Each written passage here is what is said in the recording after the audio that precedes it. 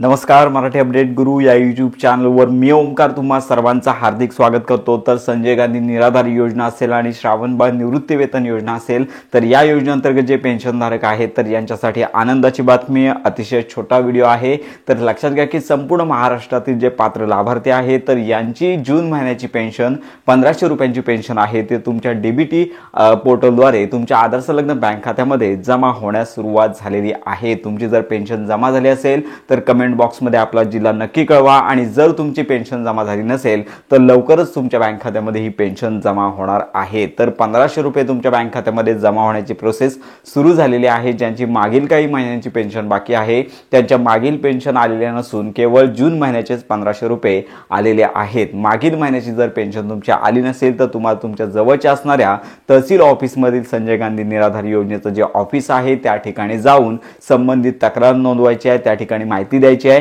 आणि त्यानंतर संबंधित ऑफिसमध्ये प्रोसेस केल्यानंतर राहिलेली जी पेन्शन आहे ती देखील तुम्हाला मिळून जाणार आहे। तर अशा प्रकारे ही आनंदाची बातमी इतरांपर्यंत नक्की शेअर करा। योजनांसंदर्भात खात्रीशीर अपडेट करता आपल्या चॅनलच्या कनेक्टमध्ये राहा।